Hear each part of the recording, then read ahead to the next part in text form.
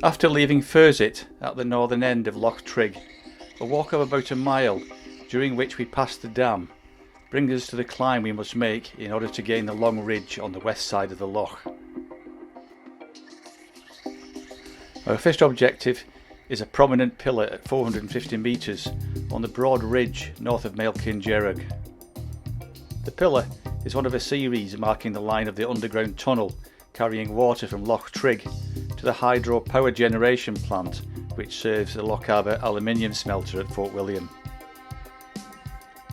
Construction of this hydro power scheme started in 1924 and took 5 years to complete. It harnesses the headwaters of the rivers Spean and Trigg, as well as several other smaller burns. The waters of the River Spean are captured behind the Lagan Dam, forming a reservoir with a capacity of 40 million cubic metres.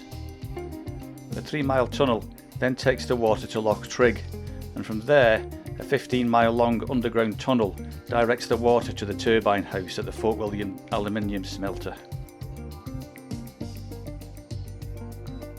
In another half-mile of gradual ascent, during which we gain 150 more metres of height after passing the old hydro pillar, the north face of Maelkinjerrig rears up steeply. Some scrambling is involved for the next 150 metres of ascent before the ridge levels out again. Here we encounter the first lying snow of the day, but just a dusting at this level.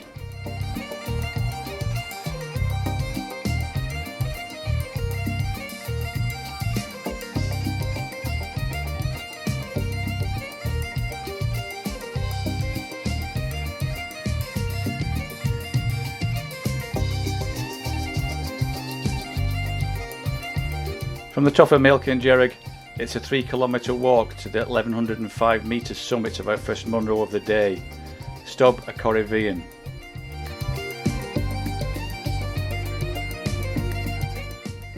We have an uninterrupted view to the peaks at the eastern end of the Grey Corries and the lower outlier peak of Stob Ban. The Larry Leacach Pass separates the Easains from the Grey Corries.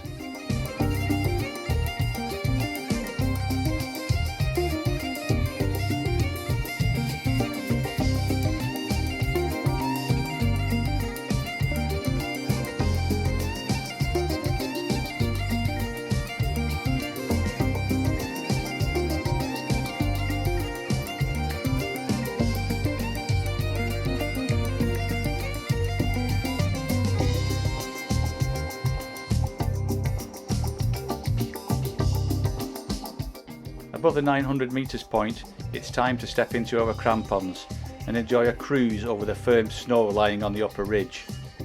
Winter hill walking at its best.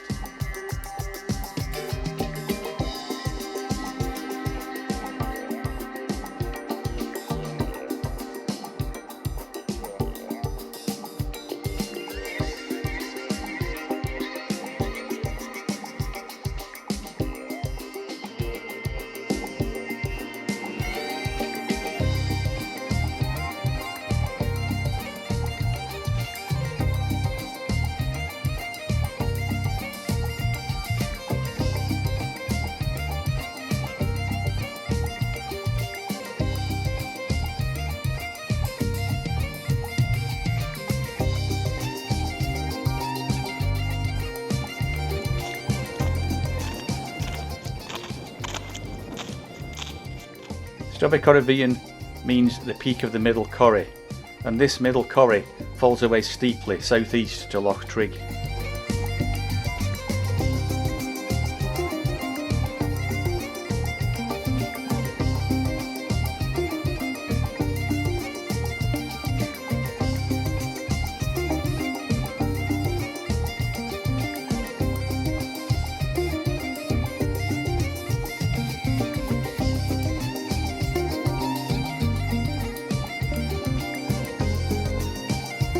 If the more rigorous criteria for classification of Corbetts was applied to the Munros, Stob a Corrivean would not be classed as a separate Munro, since the reascent from the Bealach, which separates it from its higher twin, Stob Corrie Easain, is just 140 metres.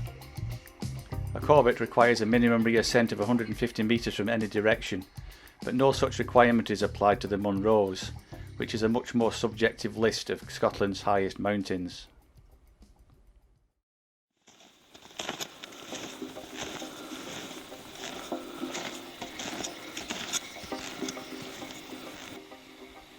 Blue and white, the national colours of the Scottish flag. You can see where it comes from. That is the official blue of the Scottish Saltire.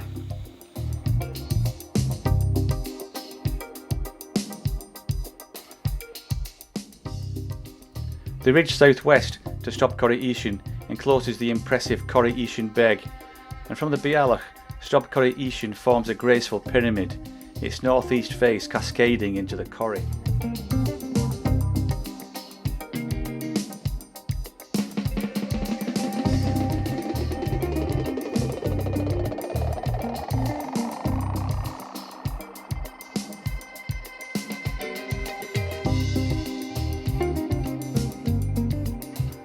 The late winter sun casts our shadows onto the shimmering white of the firm snow on the ridge. I turned and looked behind me, saw my footprints in the snow, each one a moment passed in time, each one a joyous breath, drawn from the fresh wind which scattered these winter grains.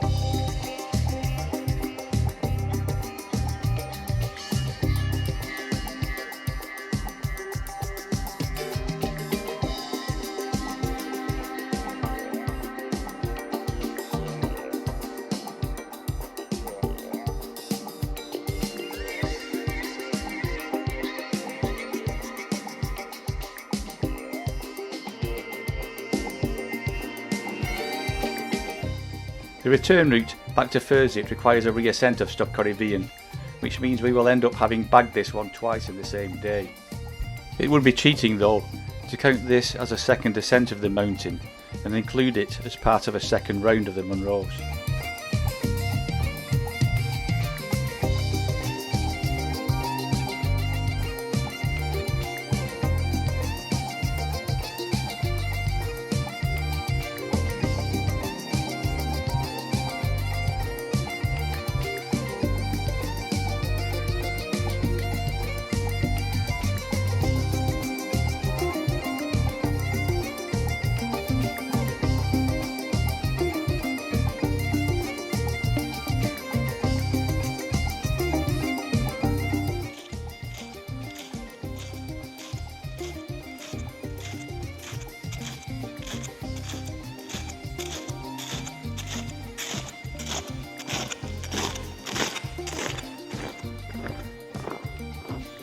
He must be up there hunting for hares.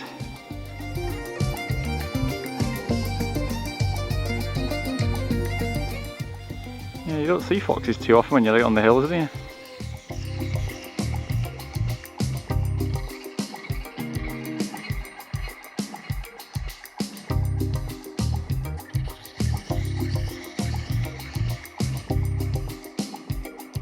It looks lovely and tranquil down there in the river, doesn't it?